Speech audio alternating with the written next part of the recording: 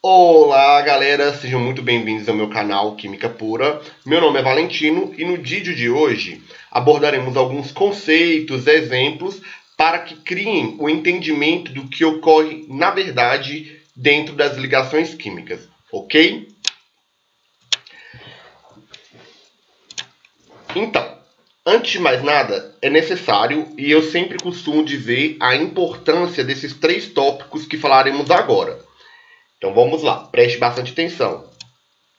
Primeiro tópico, ter algum conhecimento da teoria ou regra do octeto, ter alguns conhecimentos da tabela periódica também são fundamentais para que entenda o que ocorre nas ligações químicas, e a distribuição em subníveis de Linus-Pauling ou em camadas.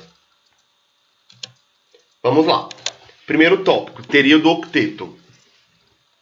O que vem a ser a teoria do octeto? O que ela nos ajuda? Ela nos ajuda a entender o porquê e como que as ligações devem acontecer. E afinal, o que vem a ser a teoria?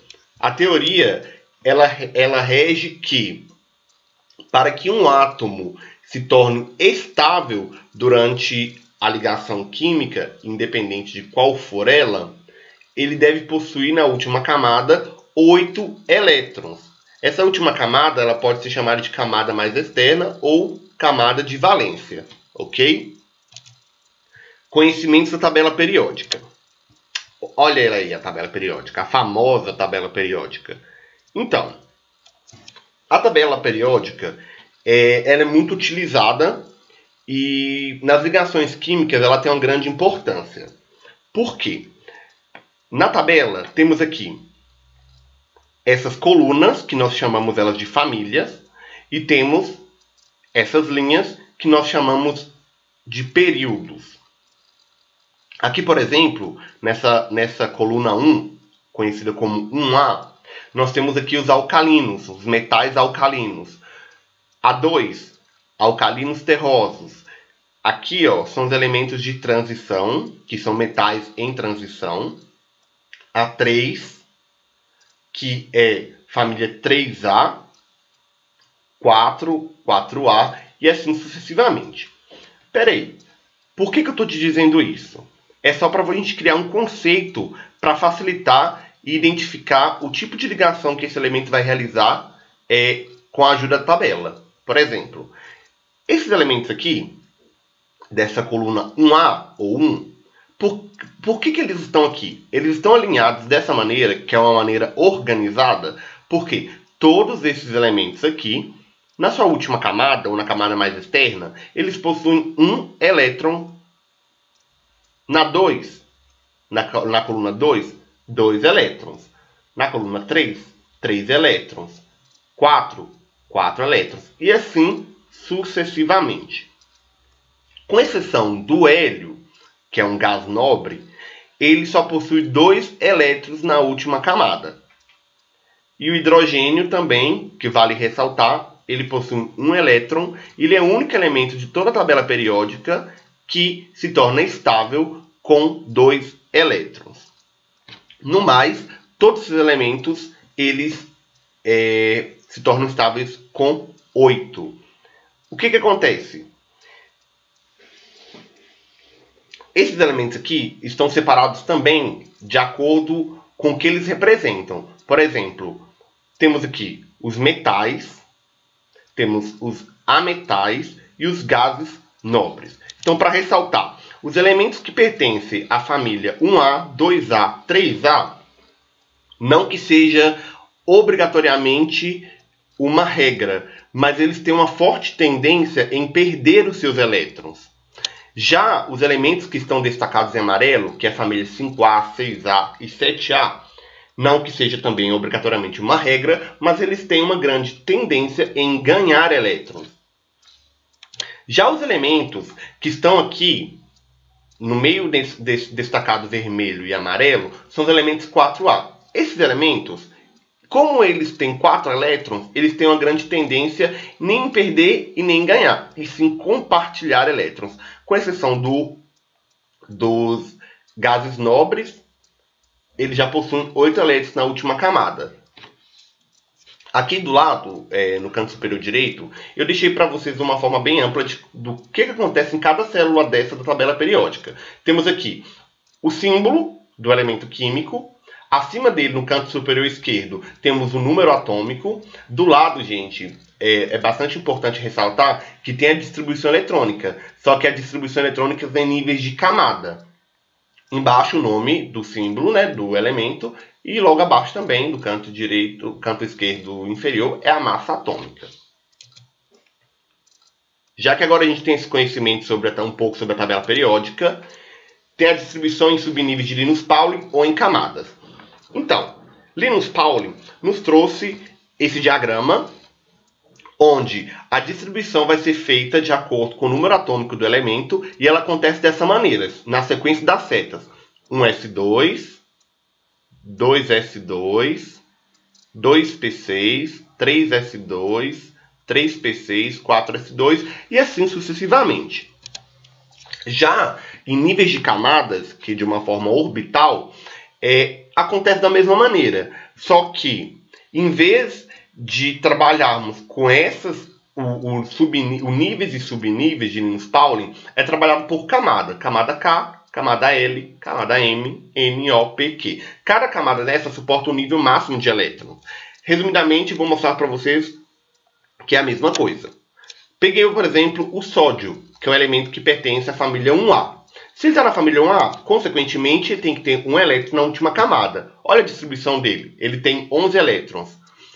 1s2, 2s2, 2p6, 3s1. Olha do sódio em nível de camada. Camada K, preenchendo a quantidade máxima de elétrons. 2, 8, 1. Olha que interessante. 3s1 é a camada mais externa dele. Porque vocês podem ver, não tem mais nenhum número superior ao 3. Então 3 é a mais externa. Qual a camada mais externa? Em ordem alfabética, o M está mais distante. Então, é esse daqui. O que eu quero dizer? Que ambos, independente da forma da camada da distribuição que você for fazer, ambos têm um elétron na última camada. Então, galera, antes de mais nada, eu gostaria de frisar que foi necessário falar um pouco sobre esse embasamento, para só depois falar das ligações químicas, porque senão fica muito vago, igual eu já vi vários vídeos que as pessoas já chegam falando das ligações químicas, mas afinal as pessoas não entendem por que essas ligações acontecem, ok? Agora que já temos alguma base, vamos interagir mais com a finalidade desse vídeo, que são realmente falar sobre as ligações químicas. Falarei somente de duas hoje, porque senão o vídeo ficará muito extenso, mas nos próximos vídeos que eu irei postar já falarei mais sobre os tipos de ligações, ok? A primeira ligação que nós vamos falar agora é a ligação iônica, e eu trouxe como exemplo o brometo de potássio, que é o KBr. O que acontece? Vamos lá, falamos sobre distribuição eletrônica, ok?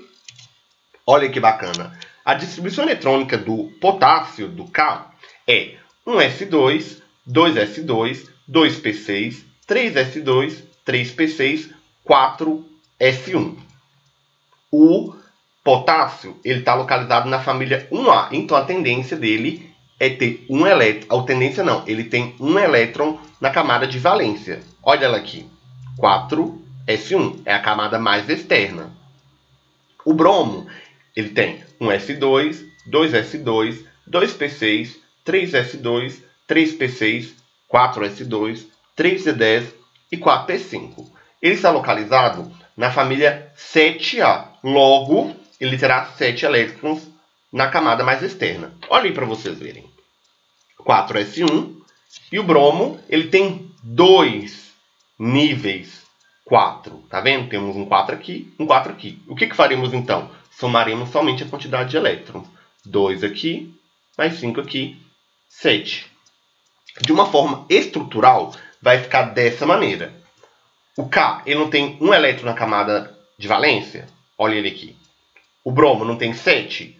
1, 2, 3, 4, 5, 6, 7. O que vai acontecer?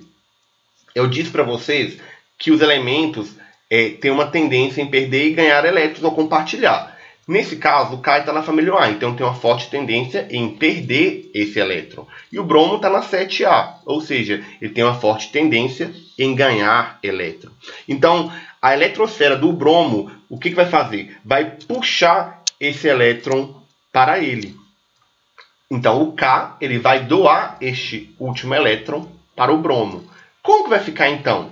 Vamos supor que, então, após essa ligação, o K ele doou esse elétron, ou seja, ele não existe mais. Qual que vai ser a última configuração dele? Qual que vai ser a camada mais externa? A3.